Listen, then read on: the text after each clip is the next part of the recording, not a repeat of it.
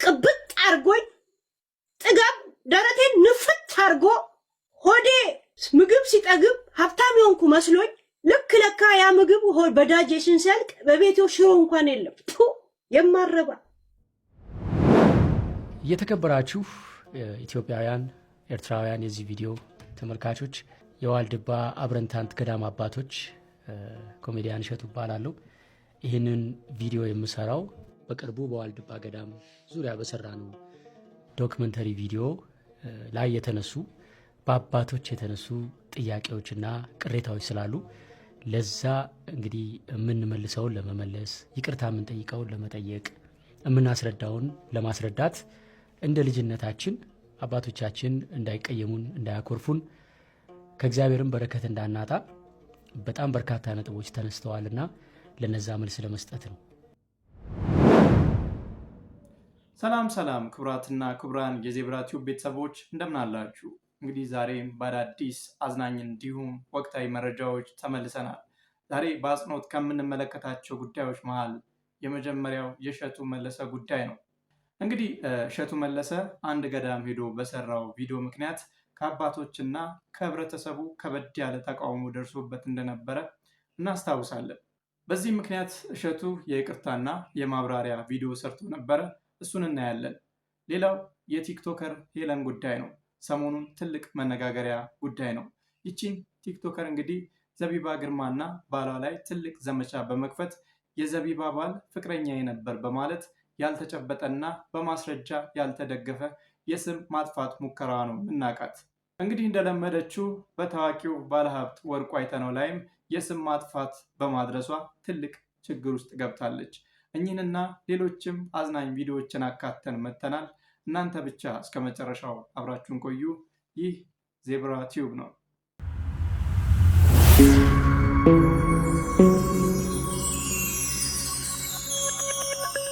ካፌ ትምህርት ቤት ባዮሎጂ ቲቸር እያስተማረ ባዮሎጂ እያስተማረ መምህሩ እሱ እጁን አውጥቶ ጥያቄ አለኝ አለ። ካፌ ምንድነው ጥያቄ? ቲቸር በሴትና በወንድ መካከል ያለው ልዩነት ምንድነው አለ። የተረገመ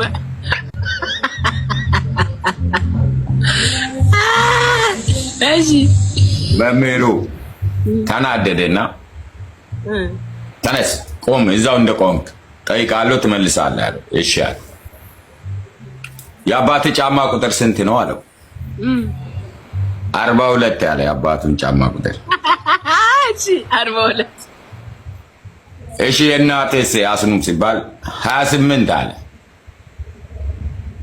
28 አሁን በሁለቱ መካከል ያለው ልዩነት ገባ ካለው አው ቲቸር በደንብ ተረድቻለሁ፣ ልዩነቱ በእግራቸው መካከል መሆኑ በደንብ ገብቶኛል ያለው። ተመታችሁ እንኳን ልዩነቱ የሆነ እኔ ሌላ ነገር ትላላችሁ ብዬ ነበር። ወንድምና እህት ስግብግቡ ጓደኛ ሻግ እያደረገ ነው።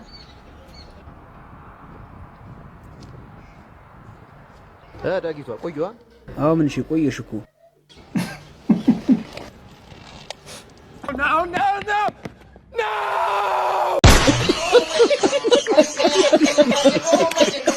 መስገብገብ ውጤቱ ነው።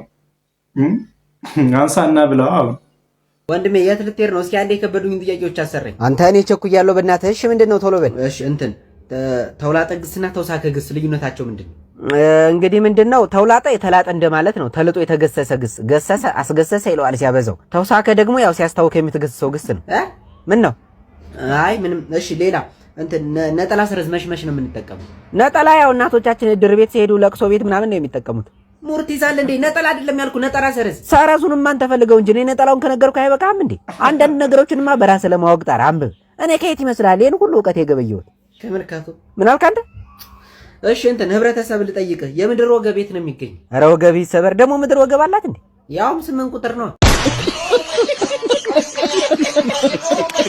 አንዳንድ አማርኛ ቃላቶች እኮ የምርም ይገርማሉ። እውነት ተውሳከ ግስ፣ ተውላጠ ግስ፣ ትምህርተ ስላቅ ምናምን አስታውሳለሁ ድሮ። ና በቃ ከበደ እንደ ምንድን ነው የምታካብደው እንዴ? እዚህ ጋር ነው የምታረግልኝ። እዚህ ጋር ላድርገው እንዴ? ምንድን ነው? ኧረ አንድ ወደቀ። ና መልሰው። እዚህ ውስጥ ኪስ ውስጥም አለ እያየሁህ እኮ ነው። መልስበት እንዳለ እንዳይቀደድ ብዬ እንዴ። ወይ ጉድ! ዛሬ ደግሞ ምን አይነቱ ሌባ ነው ያጋጠመኝ? በእናታችሁ እንዳይቀደድ ብዬ ምኑ ነው የሚቀደደው? ይሄ እንዴ እንትን እኮ ነው። ቶሎ መልስና ሙላው። እንዴ ሙሉ ነው ነው የሰጠው። ኧረ እኔ እኮ ፌስታሉ እንዳይቀደድ ብዬ ነው። ምኑ ነው የሚቀደደው? እንደ ኪስ ነው እንደሚሻለው ከፌስታል? አይ እንዳይቀደድ ነው ሐሳቤ። ኧረ በስመ አብ! ምን አይነቱ ነው ይሄ? በእናታችሁ ኪሴም ብዙም ስለማሚ በስነ ስርዓት መልሰው ነው እንዴ። ኧረ አይ ነው ሰውነት ሙሉ ነው ኪስ ያለው። መልሰው እንዳለ ወደታች። እንዴ ያሟል እንዴ? እኔ እኮ ተንኮል አስቤ አይደለም። ኧረ እባክህ በጣም ነው ያሰብክልኝ። ገራሚ ሰው ነው ይሄ ደግሞ። ምን አይነቱ ነው በእናታችሁ? በቃ ይቅርታ እንግዲህ ና ምንም እንዳታስቀር እንዴ። ወይ ጉድ! ምን አይነቱ ጉድ! ሂድ በቃ ምንም አይነት ብር አልሰጥም። ምን ያድርግ? የኑሮ ውድነት በዚሁ ከቀጠለ እኮ ከባድ ነው እንዴ።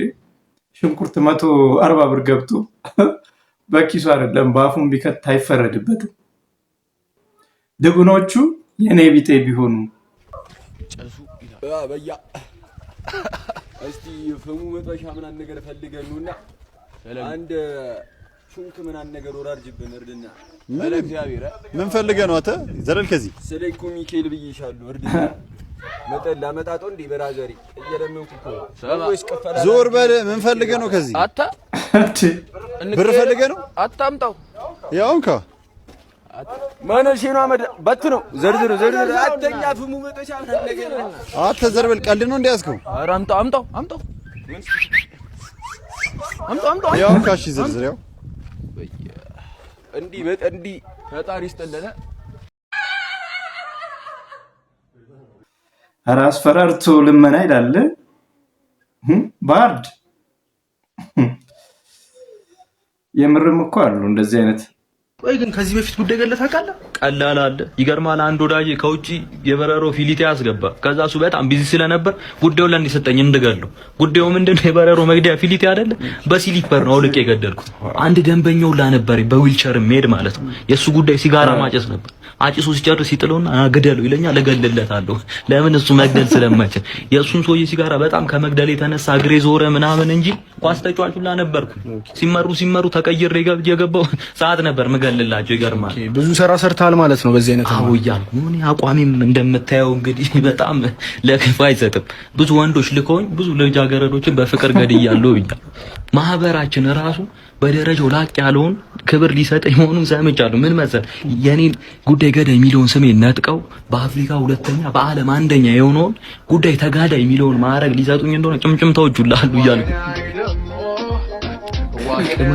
በጣም ይቅርታሽ። አንዴ ሄሎ፣ አንተ ሰውዬ አትደውልብኝ፣ እኔ ለአንተ አልሰራም። ይኸውልህ አንተ ባልከው ብር ጉዳይ አይደለም አናት ላይ ያሉትን ቅማሎች እንደ ፋንዲሻ የሚዘሉ ቅማሎች አስገድልበትሽ፣ እንዳትደውልልኝ ከዚህ በኋላ ይቅርታ። የኔ ወንድም ቆይ ግን ምንድነው የምትሰራው?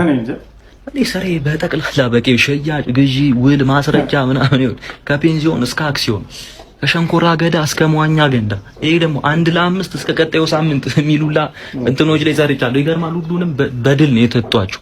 አባቴ ሁላ ምን ይላል መሰል ጉዳይ ገዳይ አደል ሰላይ ይሳካለት ይሁን ከላይ ይዝጋ መደብ ይሁን ጠቅላይ ይል ነበር። እንዳታስብ ልፈልግ። አዎ ሲመስለኝ ደላላ ነህ ማለት ነው። ምን አልከኝ? ደላላ ነህ?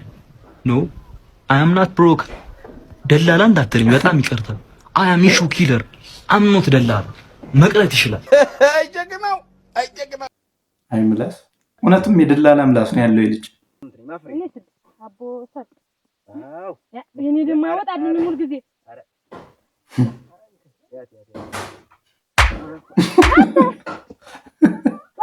አጣፋችሁ አይደል? የት አባቱ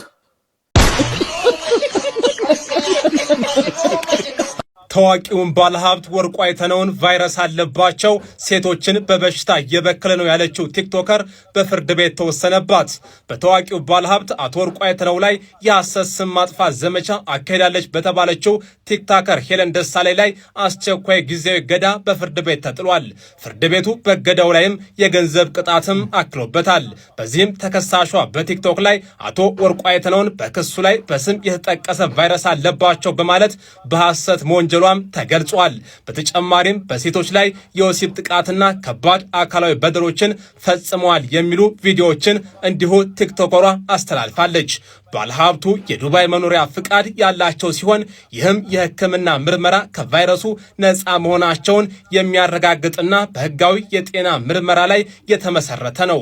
ፍርድ ቤቱ በመጨረሻም ለክሱ ሂደት ወጪ 22112 የኖርዌይ ክሮን ለአቶ ወርቁ አይተነው እንድትከፍል ተከሳሿ ላይ ወስኖባታል። እንግዲህ አላርፍ ያለች ጣት ምን ይዛ ትወጣለች ነው የሚባለው። ምን አቅለበለበሽ? እናንተን ላሳድድ ምንም ያደረኩት ነገር የለም። ምንም እንትን የለኝ ማለት ምን ነው የሚባለው ምክንያቶች የሉኝ። የደረሰልኝን ኢንፎርሜሽን መጥቼ ዶሮ ሳይቀድመኝ ጀስት ዘገብኩኝ። ይሄ ብቻ እንጂ ምንም ሌላ ምክንያቶች የለኝ። አራነጥ እና እንትን አላችሁ እሺ አላችሁ። ይሄን እሺ ካላላችሁ ይሄን አላወርድም ጋይስ። እርሶ እንትኑንም የጫኑ ሰዎች ይሄው ሸክላ ድንጋይ የለማ ጋይስ። ድንጋይ ሸክላ ነው እኮ ሸክላ ነው። ቪዲዮን አንሱልኝ እባክዎትን ሰዎች። ምድረ ጂኒ ምድረ ቡቱ ስማችሁን ስለማላውቅ የቲክቶኮችን ስም ማለት ነው። ያ እኔ አላውቃቸውም፣ ሪከርደሮች ናቸው። አንሱ። ቆይ እስቲ አቧት ደውሉብኝ ተው። ምንድነው ሰርች ምናምን ይልብኝ ጋይስ 10 ጊዜ ይለኛል። የሆነ ነገር አድርጎ ሰርች ምናምን ሲል ሰርች ስክሪን ይለኛል እኮ ሪፖርት እየተደረገ አሁን ይሄም ሪፖርት የሚያስደርግ ነው። አሁን ጋይስ ታው ግን እንዴት ነው የምናወራው? እንዴት ነው የምንኖረው ጋይስ ይባላል። እና እርሶ እኔ ያመጣሁት ዜና አስከፍቶት እንደሆነ ተረድቻለሁ።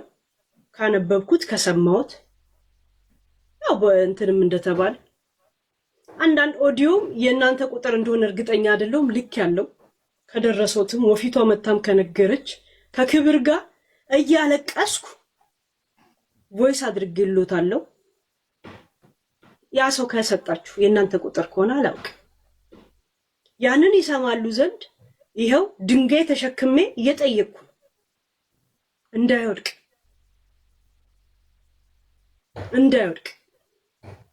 እንግዲህ በሀገራችን ባህል ይሄን ብቻ ነው ማድረግ የምችለው። ቅብጥ አርጎኝ ጥጋብ ደረቴን ንፍት አርጎ ሆዴ ምግብ ሲጠግብ ሀብታም የሆንኩ መስሎኝ ልክ ለካ ያ ምግብ በዳጄሽን ሲያልቅ በቤቴው ሽሮ እንኳን የለም። የማረባ ቀድሞ ነበር እንጂ መጥኖ መደቆስ አሁን ምን ያደርጋል ድስት ጥዶ ማልቀስ ይላል የሀገሬ ሰው። መንካት የሌለብሽን ሰው ነካሽና ማጥ ውስጥ ገባሽ። አሁን ድንጋይ ተሸክመሽ ይቅርታ ብታለቅሺ ብትወርጂ ምን ይጠቅመዋል? እሱ ስሙ ከጠፋ በኋላ የእጅሽን ያገኘሽው። ሚዲያው የባለጌና የደደብና የአስመሳይ እንደሆነ ትላንትናና ዛሬ ያሳያችሁ። ያ ነው የት ነበርኩ የሚለው ያናደደኝና የተሰማኝ።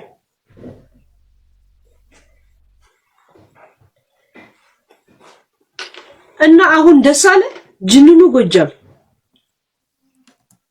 እኔ እኮ ጤነኛ ነሽ ከንቺ ሴትዮ አሁን ደስ አለ ወይ ትላለች። እንዴት ደስ አይለውም እንዴ? ስሙን ያጠፋሽው እኮ አንቺ ነሽ። ማን ፊት ጥበ ያለሽ? እኔ እንደው አንጀቴ ነው ቅቤ የጠጣው በእውነት። ሌላ ምስኪን ሰው ላይ በለመደ ክፍታፋፊሽ ይህንንም ሰውዬ ተናገርሽ። እሱ ደግሞ ህግን ያውቃል፣ ገንዘብ አለው፣ መቀመቅ ከተተሽ። አሁን $22,000 ከየት አምጥተሽ ትከፍያለሽ? ልጠረዝ ነው ትላለች። ተጠረዥ። እሰይ ደግ አደረገሽ ነው የምለው። ምን ትላላችሁ ሰዎች? ሰላም ሰላም ሰላም፣ እንዴት ናችሁ? አማን ነው። ክብሩ ይስፋ እናትና ልጁ። ዛሬ በተለየ ነገር መጥቻለሁ። የሚደንቅ ነው። አንዳንዴ ዝም ያለ ሰው የማይናገር ሰው አቅም የለውም ብሎ ማሰብ በጣም ያሳዝነኛል። በተለይ ምንም ቲክታክ ላይ ምንም አይነት አክቲቪቲ የሌለው ሰው ከኛ ጋር የማይገናኝ ሰው በዚህ ደረጃ ስም አጥፍቶ፣ አንደኛ የበሽታ ስም ነው የጠራችው፣ እዚህ ላይ መጥራት አልችልም።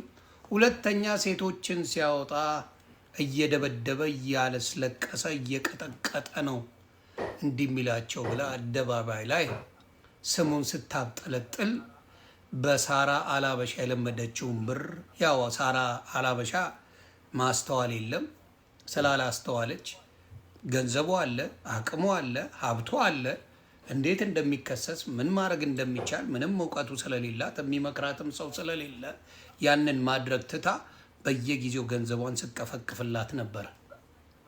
በሷ የተማረችውን ነገር ወርቁ አይተነው የዱባይ ሀብታም ስለሆንክ 25 አንበሳ ታወርድና ይህን መረጃ ከፈለክ እሰጥሃለሁ ወሬ እንዳታበዛ ብላ ወይ ደግሞ ጉድ እንደዘረግፈዋለሁ እያለች በውስጡላ ማስፈራሪያውላ አድርሳ ነበር። ነጭ ቅማል ትባላለች ለማታቋት፣ ሄለን ነጭ ቅማል። ይሄ ደግሞ ጅንኑ ባለ ሀብት ወርቁ አይተነው የተባለ የጀግኖች ቁና እንደዛ አይነት ተራ ቲክታከር ልቃሚዎችን ልክ እንደሚያስገባ በዚች አይነት ወራዳ አሮጊት ጀምሮታል። የኢሳያስን ትዳር ለማፍረስ ኢሳያስና ካረሳችሁት እንዳረሱ ብዬ ነው። የኢሳያስንና የዘቢባን ትዳር ለማፍረስ ጥግ ድረስ ቬሎውላ ገዝታ መታ ድራማ ስትሰራ የነበረች ማስረጃ አምጪ። አንድ ሚስድ ኮል እንኳን የሌለው ነገር ነው ያለው ማስረጃ። ዞይን በልጁ በሞተበት ያለችው ቃል በቃል ዞይን ወንድማችን ብዙ ጊዜ ረዳን ያገዘን ወንድማችንን አንተ ሴትን ስታስገባና ስታወጣ የልጅህን ደም እንደምታረግ ልንገር ብላ ስታዋርደው የነበረ ምንም ያላረገ ማንም በልጅ አይድረስ ሞት። ማናችሁም በልጆቻችሁ ሀዘናችሁን አትስሙ። ምንም አላረጋት። ከዛ በኋላ ደግሞ ኔቨር ጊቭ አፕ የምትባል ህሊና የምትባል ታችንን ይሄ ማን የሚባለውን ሚኪ ፊት አውራሪ የሚባለው ያወጣታል፣ ይወርድላታል፣ ይግጣታል፣ እንዲላታል እያለች ሙልጭ እያደረገች ስትሳደብ ነበር። የኔ ቤተሰቦችማ ተነግሮ አልቅ የብዙዎችን ስም በሚዘገንን ሁኔታ ስታጠፋ ለምዳ በብር ለማግኘት ነው ይውላ። እንዲሁ መሸቀል ይቻላል። ቲክታክ ጌም መጫወት ይቻላል እኮ። ያልደረሱባትን ሰዎች እንደዚህ አድርጋ መጨረሻ ላይ ግን ተገኘች። ማይነኩ ሰው ነክታ አፈር ድሜ ለመግባት አሁን ገብታ ታለቅሳለች፣ እየየ ትላለች። ምን ትላለች? ይኸው የዛ ሀገር ብር 22,000 ከምናምን ጠይቀዋታል እና ይህ ብር የለኝም ነው የምትለው። አገር ቤት ይላኩኝ ነው የምትለው። ብዙ ነገር ነው የምትለፈልፈው። ብቻ አሁንም ተነግሮች ነበረ በማያገባሽ ነገር ማከክ ዋጋ እንደሚያስከፍል አይተናል። ብዙዎቹ አልቅሰውብሻል። ያለቀሱብሽ የሆነ ሰው መናገር ትቻለ። አሁን ብናገርሽ እኔን መናገር ነበረብሽ። አንቺ ቤተሰብ ጋር ነው የምትሄጂው። የሆነ ሰው ይናገር፣ ቤተሰብ ጋር ነው የምትሄጂው። የሆነ ሰው ይናገር፣ ቤተሰብ ጋር ነው የምትሄጂው። አሁን ግን መቀመቅ ገብተሻል። ቃል ለምድር ለሰማይ ነው የምልሽ። አንቺ ባዶ ገብተሽ ራስሽን አብደሽ እንደምናይ እርግጠኛ ነኝ። አብደሽ ነው ማወራሽ። አሁንም ምላስ አላቆምሽም። ስሙን ጥሪው ነው የተባልሽው። ወርቁ አይተነው ብለሽ ስሙን መጥራት አልቻልሽም። ቲክታክ ያለ ዝምባ ከዚህ በኋላ የአቶ ወርቁ አይተነውን ስም ማውራት እንደማይቻል አይተውታል። በጭባጫ ሽንታሞች ናቸው። አንዱን መቀጣጫ ስታረግ ሌላው አይነካ። ዱባዮች የተልከሰከሳችሁ ከሷ ጋር የተርመጠመጣችሁ ሙሉ ኢንፎርሜሽን እቺም ዝምባም ሰጣችኋለች። እቺ ናት የሰጠችኝ ብላ ሙሉ መረጃ አቅርባለች። የሚቀጥለው ዝውውር ዱባይ ነው። ስለዚህ ዱባዮች በዚህ ደረጃ ምንም ያልበደላችሁን ያልደረሰባችሁን ቀና ብሎ ያላያችሁን ሰው ስም ለማዋረድ መምጣታችሁን የሌላም አጀንዳ አለ ብዬ ነው የማስበው። ከመሬት ተነስታ የምትለው አይደለም እና የአጀንዳችሁን እንሰባብረዋለን። ወርቁ አይተነው የምንወደው የምናከብረው የአማራ ኢትዮጵያዊ ወንድማችን ማን አባቱም ልፋጫ ሞቶ አይናገረው። ስለዚህ ልናገር የምትል ከዚህ በኋላ ትቀምሳለህ። እንደሌላው ፎክሮ እከሳለሁ ገለመሌ ብሎ የሚቀበጣጥር አይደለም። በተግባር ዘግዝቁ አሳያችሁ። ለሌሎቻችሁም ይሄ ትምህርት ነው። ያልነኳችሁን ሰዎች አትድረሱ። በተለይ አቅም ያላቸው ሰዎች አቅም እና ብቃት ያላቸው ሰዎች ጋር መድረስ ዋጋ ያስከፍላል ማለት ነው። ለሌሎቻችሁ ያለቀሳችሁ ያነባችሁ አፋችሁን ጉድ ብላችሁ ያዛችሁ ሰዎች ዛሬ የደስታችሁ ቀን ነው። እንግዲህ አንዳንዴ ፍርድ በሰማይ ላይ ብቻ አይደለም፣ በምድርም ይፈረዳል፣ ይፈረድለታል ለምስኪኑ። እሷም የዘራችውን ያጨደችው ደግሞ ያንስባታል። ከዚህ በላይ የፈለገችውን ብትሆን ሲያንሳት በዚህ ደረጃ የሰውን ስም ማጥፋት ተገቢ ነው? ምን ትላላችሁ? ሀሳብ አስተያየቶቻችሁን ኮመንት ላይ ጻፉልን። ሌላው የእሸቱ መለሰ ጉዳይ ነው። እንግዲህ በዋልድባ ጉዳይ ሀሳቡን ሰጥቷል። እሱን ተከታትለን እንመለስ። እየተከበራችሁ ኢትዮጵያውያን፣ ኤርትራውያን የዚህ ቪዲዮ ተመልካቾች፣ የዋልድባ አብረንታንት ገዳም አባቶች ኮሜዲያን እሸቱ እባላለሁ።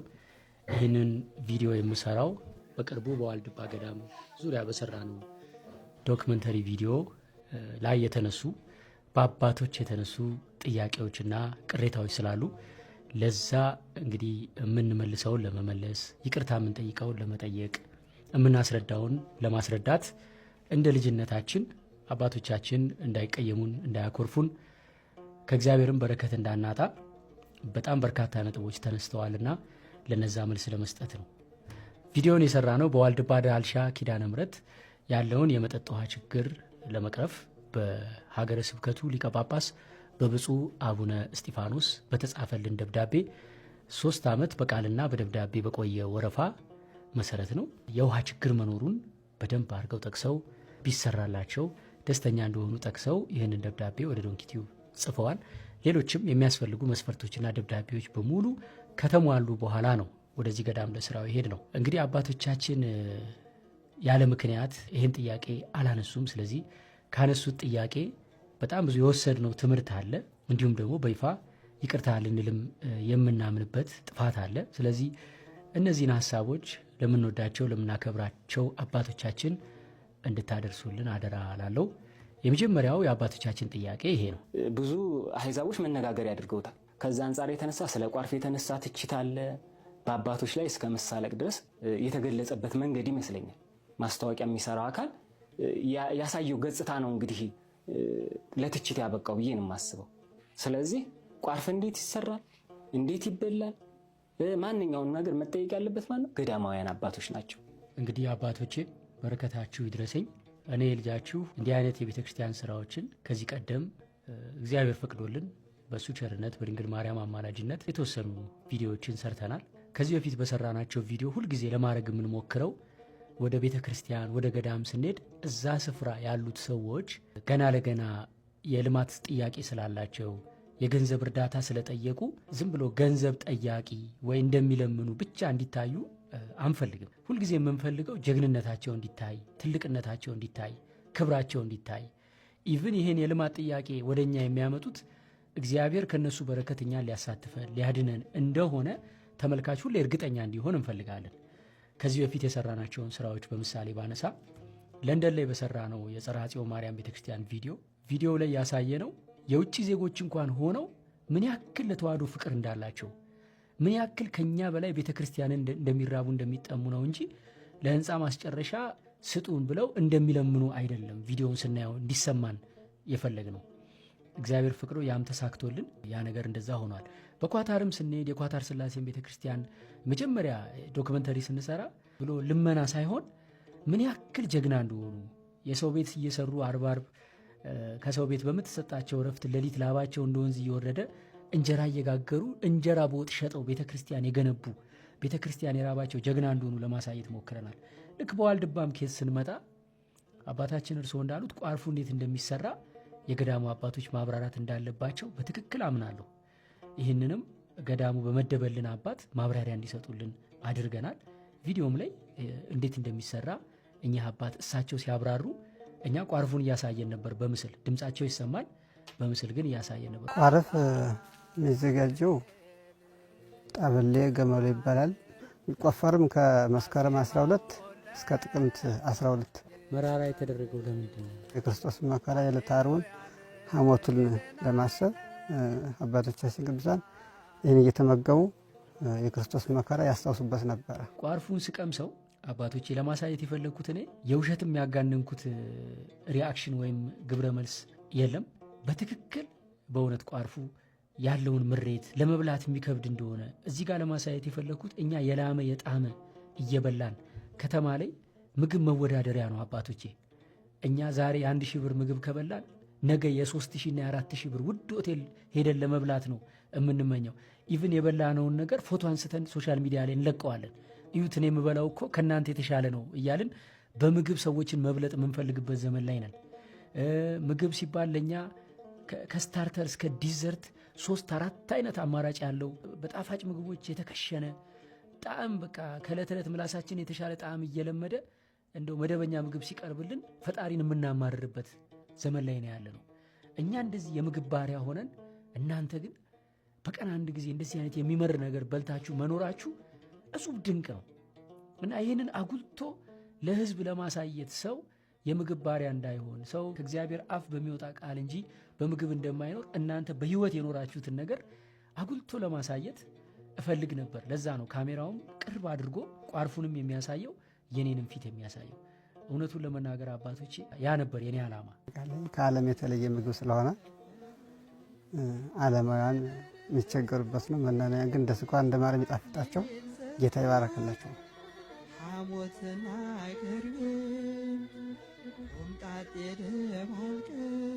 ይህን ደግሞ ቅመሰው ይቅርብኝ አባቴ። ይሄኛው እንደዚህ የሆነ ይብስ የለ? አዎ ይሄ ይብሳል። ነገር ግን ጠላት ዲያብሎስ ይሄ ዓላማ ሲሳካ ደስ አይለው። የእናንተ ክብር ሲገለጥ ተናደደ። ስለዚህ ክፉ ሰዎችን እያስነሳ እነሱም መቼም ያሳዝናሉ። እግዚአብሔር ምሕረቱን ያወርድላቸው። በሚያድነው ነገር የጠፉበት ሰዎች አሉ። እንግዲህ ክቡራን የዜብራ ቲዩብ ተመልካቾች የዛሬ ቪዲዮቻችን እኝን ይመስሉ ነበረ። እንደተደሰታችሁበት ቁም ነገር እንዳገኛችሁበት ተስፋ አደርጋለሁ። ከወደዳችሁ ታዲያ ላይክ ማድረግ እንዳትረሱ። ለቻናላችን አዲስ ከሆናችሁ ደግሞ ሰብስክራይብ እንድታደርጉ እየጋበዝኩኝ በሌላ ጊዜ በሌላ ቪዲዮ እስክንገናኝ መልካም ጊዜ። ቻው።